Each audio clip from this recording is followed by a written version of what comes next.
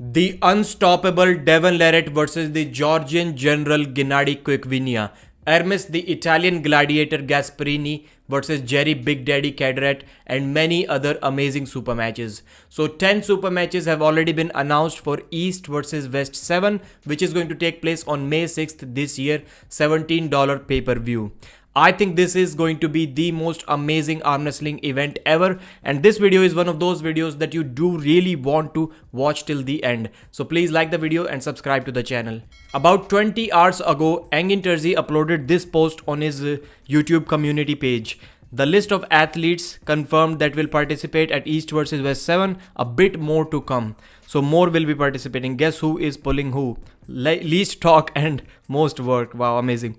So these are the athletes, and Neil Pickup, Travis Bagent and Derek Smith. These three are going to be the commentators. Best in class. Although I would miss Ryan Bowen's commentary, he's amazing as well. So Core Sports just uploaded this photo where they have mentioned some of the super matches, almost all of the big super matches. East vs West returns with its 7th edition live from Turkey on May 6th and featuring Devon versus Genadi Quickvinia. I've already made many videos about it. I think it is going to be amazing. Devon is going to bulk up to 280 pounds and he is going to give a really troublesome fight to Genadi Quickvinia. We saw when Genadi faced Farid Osmanli. When Farid was doing this semi-open arm top roll, Genadi had to be patient. He had to hold him there, otherwise he would have lost his wrist. And we have seen Hermes Gasparini top roll Genadi Quickvinia. We have seen Alex Cordecha do that. Genadi's wrist is susceptible to a great top roll. Devon may not be able to do that right in the center just like those other guys that I just mentioned, but Devon can for sure take his wrist here. If Farid Osmanli's open arm top roll can hang Genadi here for 30 seconds, I think he may be in trouble against Devon. His wrist may be in trouble. He may still win with a flop press. That is a different situation, but I think Devon will take his wrist and the match will be on from there. Devon himself said that the possibilities for himself of winning this match are about 50-50. We rarely hear that from Devon. Devon always says that he's going to crush his opponent.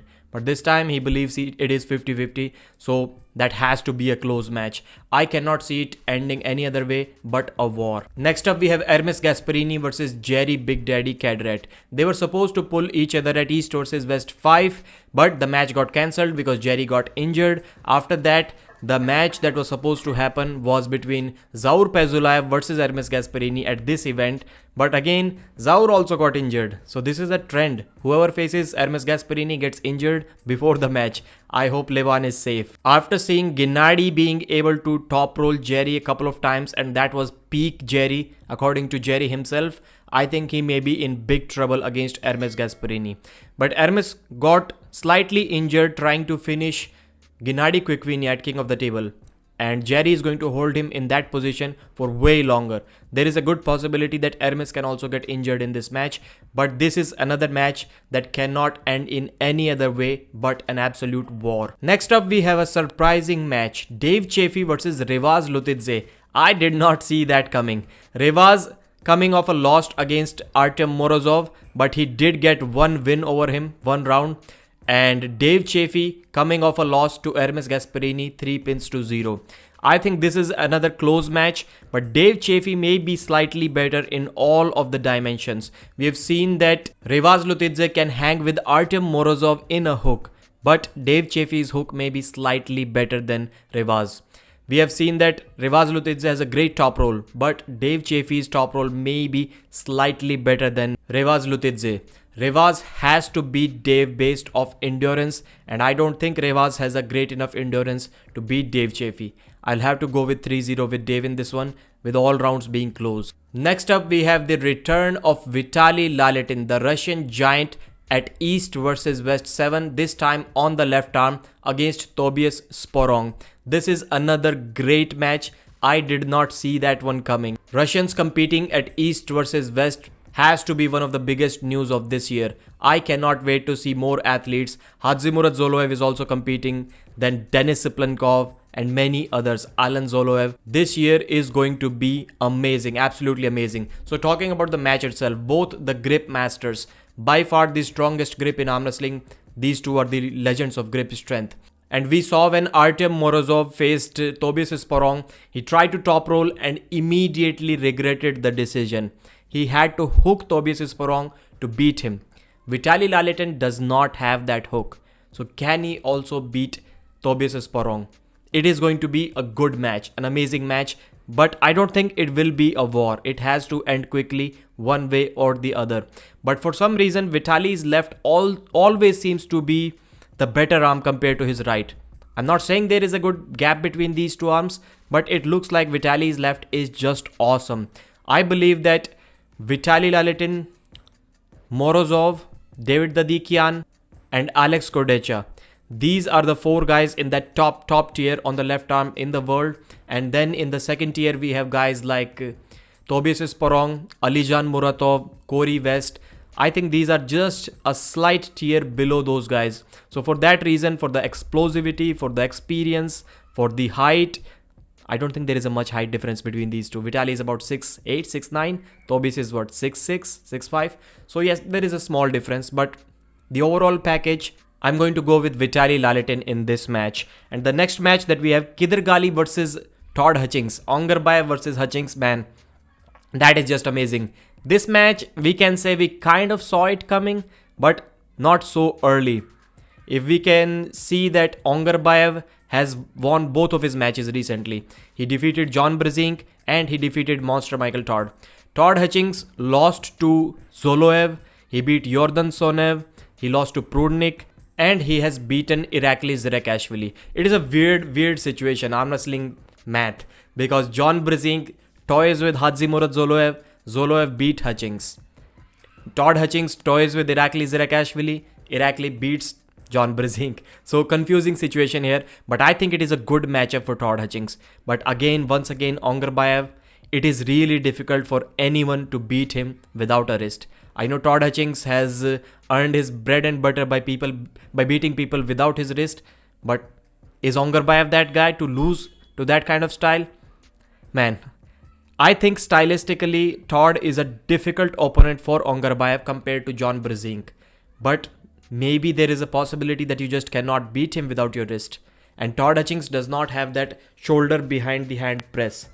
He goes sideways, and to go sideways against Hungerbaya without your wrist, it can be deadly. Cody Merritt versus Alijan Moratov. Both 110 plus kg WAF champions. Well, a different story, but Cody Merritt is not really a WAF champion on the left arm. He won it for some time but then lost it. I think it is going to be an amazing match. Really difficult to hook Cody Merritt. When Corey West beat Cody, he top rolled him with side pressure. He kind of lost his own wrist as well, but that was more of a side pressure move, not even a top roll. It is really difficult to hook him. Artem Morozov also went top roll. He did not hook him. Alijan Moratov does not have that top roll. He has to hook him. That is why I believe he can be in some trouble in this match. But once again, it is going to be amazing. I thought that Alijan is going to lose to Oleg Petrenko, but he destroyed Oleg Petrenko. So we can no longer underestimate this young Kazakh's left arm. He's just a monster. I believe only 26 years old, and he's almost ready to make a shift into the top tier of the left arm wrestling in this world. Artem versus Georgy Zaranov from Kazakhstan, both coming off recent wins at East versus West. Arif beat Corey West at East versus West 6, and Georgy Zaranov won against Sergey Kalinichenko at East versus West 5. This is another match that is really difficult to predict, and I cannot wait to watch it. Paul Lin versus Hadzimurat Zoloev. Engin was saying that he's going to put Paul Lin against another legend of the arm wrestling sport. 95 kilos, world title defense. That is simply going to be amazing. I doubted Paul Lin against Rustam Babayev. That was an interesting match, kind of shocking with the injury and everything.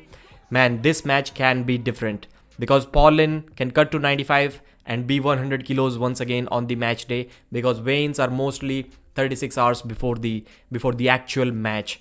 So Zoloev cannot really get above 91, 92 kilos. So there is going to be a size difference between these two.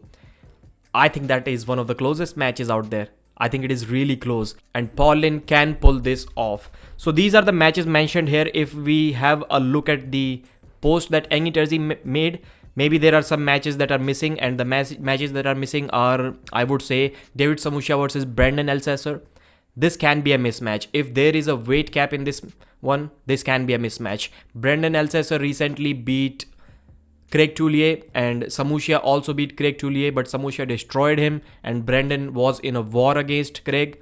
So I hope there is no weight cap for this one, otherwise it would be a slaughterhouse. Then Adam Wodzinski versus Bacho Saginashvili.